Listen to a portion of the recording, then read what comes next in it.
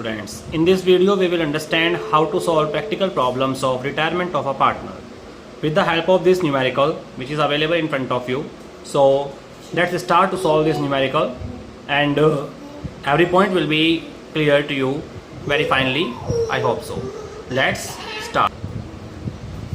Yes students, in this question we are having three partners X, Y, Z.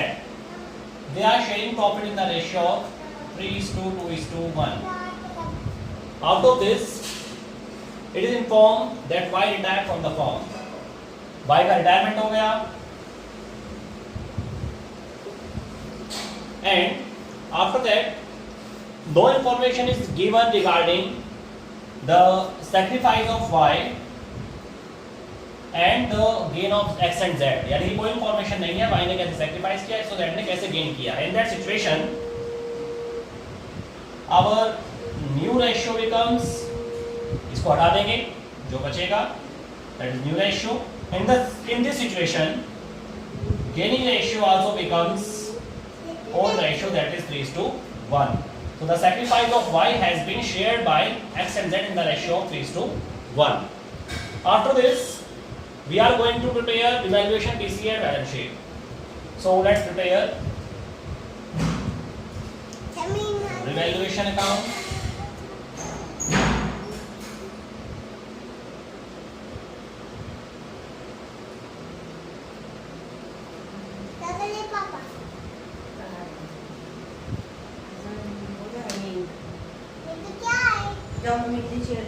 Balance sheet.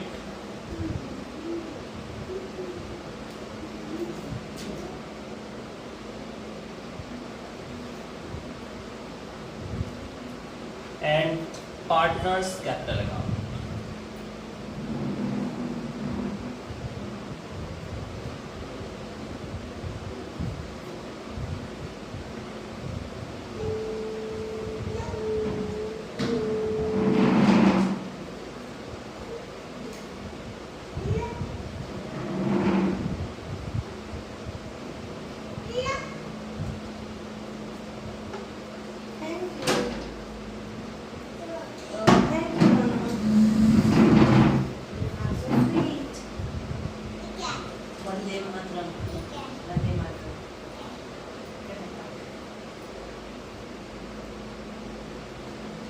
थोड़ा सा lack of space होने की वजह से हम पहले रिवैल्यूएशन और पार्टनर्स कैपिटल अकाउंट को कवर करेंगे, उसके बाद लेते हैं बैलेंस शीट. तो पहले लेते हैं हम रिवैल्यूएशन अकाउंट. इसे कैसे बनाते हैं?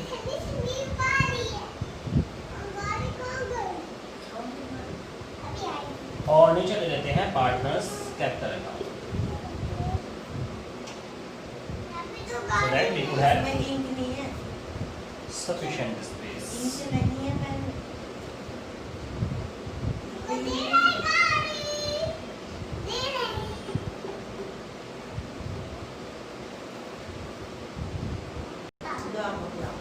Yes students.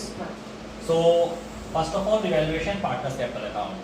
Revaluation account, it is an account which is prepared at the time of reconstitution of firm to calculate profit or loss on revaluation of assets and reassessment of liabilities. यानी कि revaluation पर assets को revalue करते हैं reconstitution पर, तो उसमें कितना प्रॉफिट और लॉस होता है उसको कैलकुलेट करने के लिए बनता है हमारा revaluation account. And it is basically a nominal account. कैसा अकाउंट होता है ये? नॉमिनल अकाउंट होता है. And it is a partners capital account which is prepared to calculate balances of partners capital. So let's start how to solve the question. First of all, we are giving goodwill of the firm is 1,35,000. तो सबसे पहले हम क्या करेंगे? Y का share कितना है goodwill में वो निकालेंगे in goodwill. That is 1,35,000 की goodwill है, 2/6 हो गया इसका.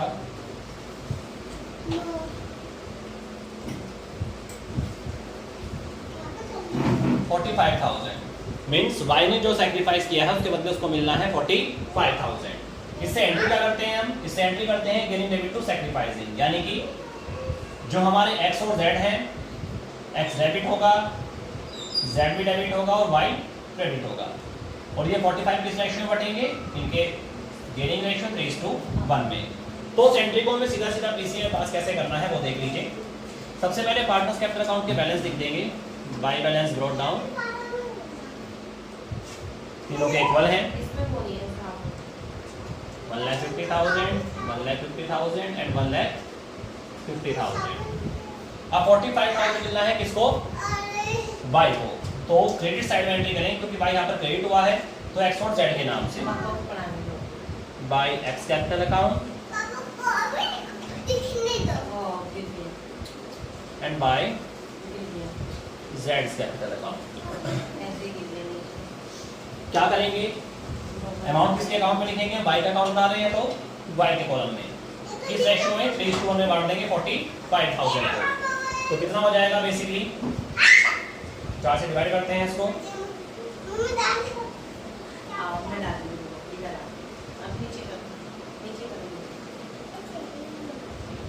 इसका ट्रिपल कर देते हैं,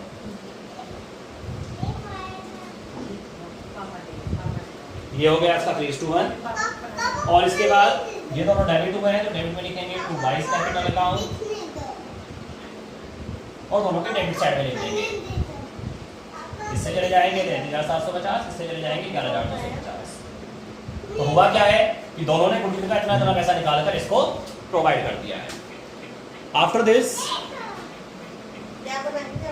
we are having expenses owing to be brought down to 37,500। Expenses जो हमारे 45,000 को 37,500 पर लेकर आना है। तो एक्सपेंसेस जो आउटस्टैंडिंग थे वो कम करने हैं। लायबिलिटी कम होती है तो हमें बेनिफिट होगा, तो हम इधर दिखाएंगे बाय एक्सपेंसेस ओविंग, ये हमें कम करने हैं। कितने से कम करने हैं? दैट इज 7,500 से कम कर देंगे, 7,500 यहाँ पर दिखा देंगे। इसमें याद रखना होता है जो असेट्स है हमारी, जब वो कम होती है तो डेबिट साइड में आती है, लायबिलिटी जब बढ़ती है तो वो डेबिट में आती है, और लायबिलिटी जब रिड्यूस होती है तो उसका चेंज क्रेडिट में, असेट जब इंक्रीज होती है तो उसका चेंज डेबिट में। तो असेट्स का डिक्रीज होना डेबिट, असेट्स का इंक्रीज होना क्रेडिट, लायबिलिटी का डिक्रीज होना क्रेडिट, लायबिलिटी का इंक्रीज होना डेबिट। लेकिन ध्यान रखेंगे इसमें जो वैल्यू आती है वो चेंज से ही आती है, जितना चेंज होगा उतना ही आप दिखाएंगे इसके अंदर। इसके बाद है फिर मशीनरी और टूल्स को हमें 10% से are to be valued less than 10%, 10% कम कर देना है। तो मशीनरी की वैल्यू 80,000 है, 10% से कम करेंगे तो लिखेंगे टू मशीनरी और ये हो जाएगा 8,000। इसके बाद जो लूज टूल्स हैं उसको भी कम कर देंगे 10% से,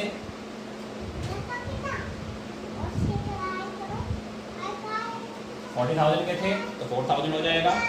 इसके बाद फैक्ट्री प्रेमिसेस की वैल्यू 2,43,000 कर देनी है, पहले 225 थी, तो उसका मतलब हम इसको 18,000 से इंक्रीज कर रहे हैं। तो जब इंक्रीज होगा तो असेट्स बढ़ेगी तो इधर आएगा बाय फैक्ट्री प्रेमिसेस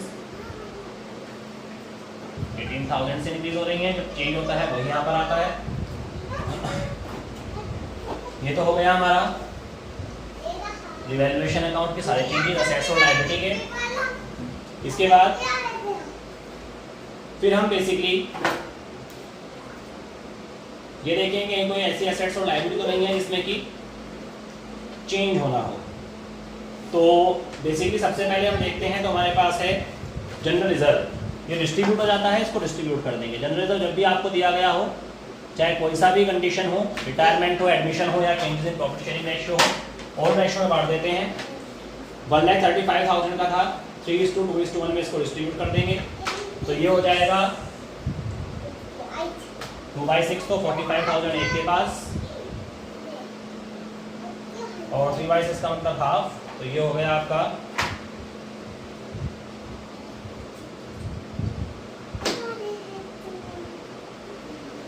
67,500 और 1/6 इसका हो गया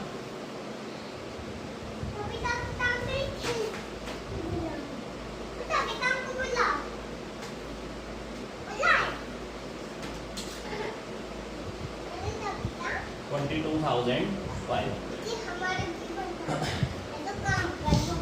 ये डिस्ट्रीब्यूट कर दिया हमने।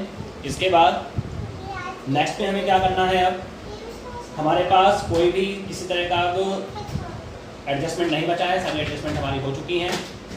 तो हम बेसिकली अब ये देखेंगे कि हमारा कितना डिफरेंस आता है रिवैल्यूएशन में। रिवैल्यूएशन इधर से आ रहा है 25,500 का, इधर है केवल 12,000, तो डिफरेंस आ गया हमारा क्रेडिट साइड में ज़्यादा डिफरेंस आया है, तो उसका मतलब ये है हमारा प्रॉफिट।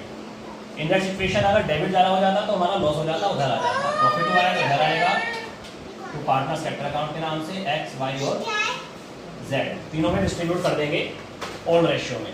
तो ओल्ड रेशियो में अगर मैं इसको बांटता हूँ तो ये हो जाएगा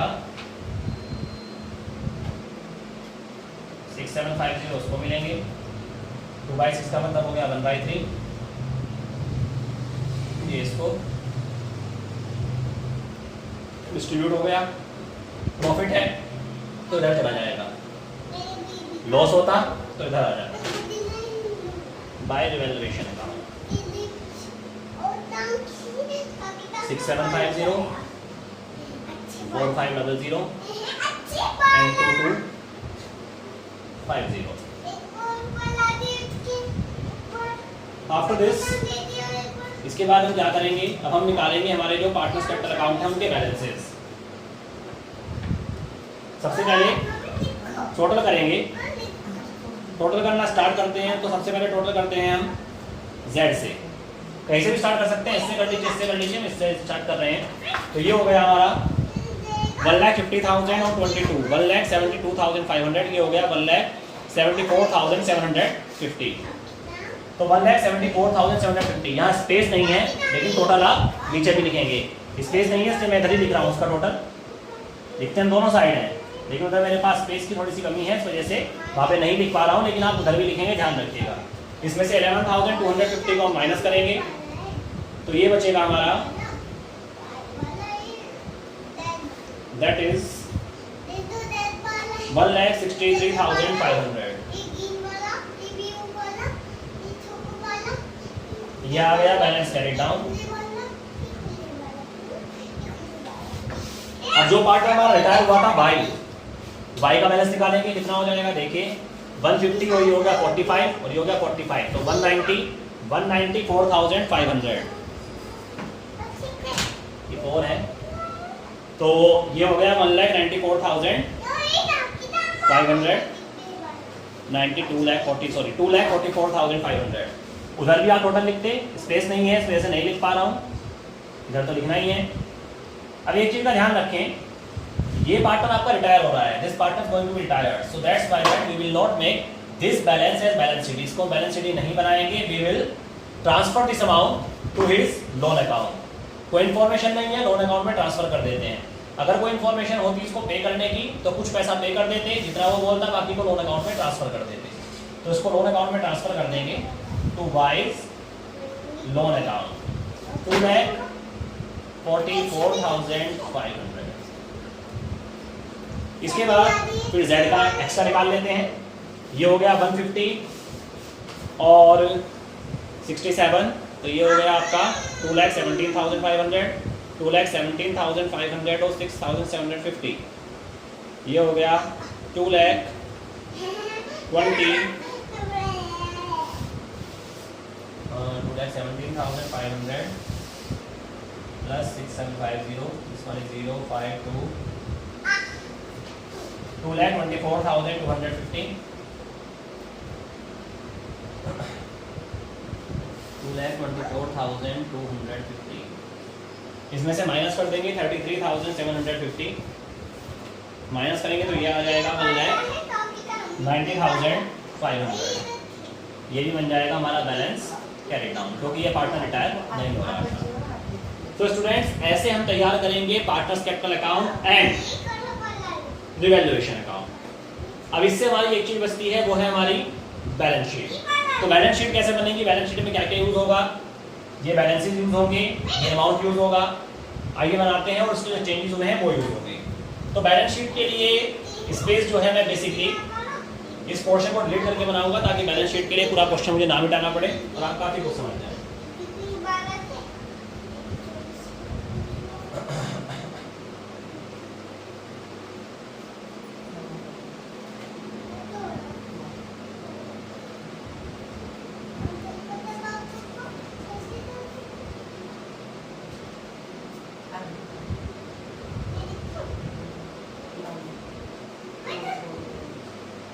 इधर बनाते हैं इसकी balance sheet as on 1 April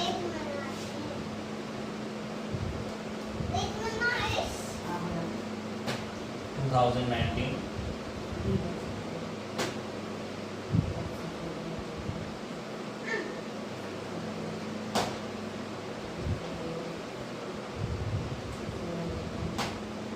liabilities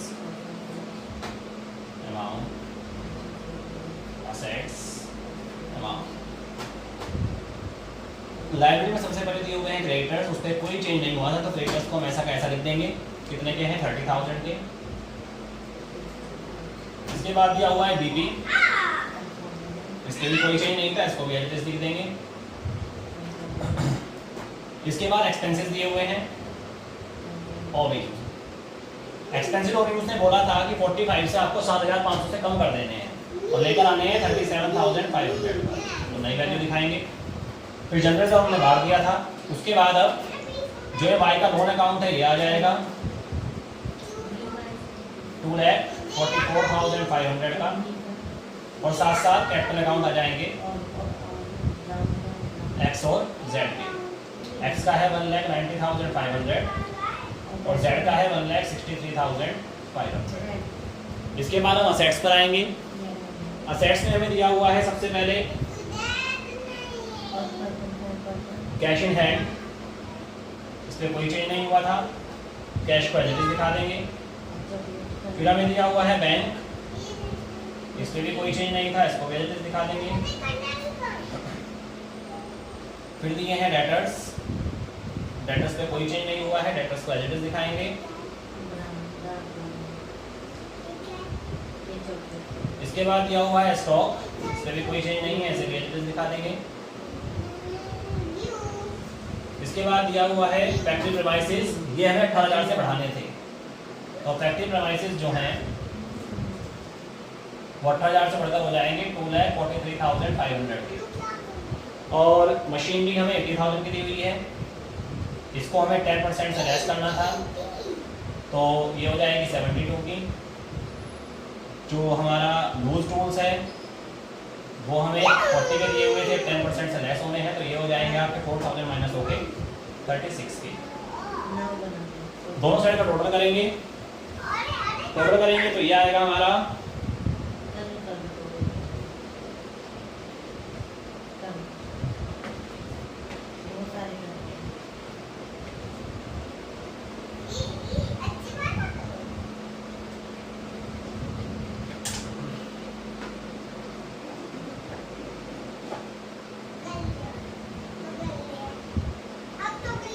ये 2,43,000 है और टोटल करेंगे तो आ जाएगा 7,11,000, इसका भी आ जाएगा 7,11,000। इस तरह से आपकी बैलेंस शीट मैच हो जाएगी।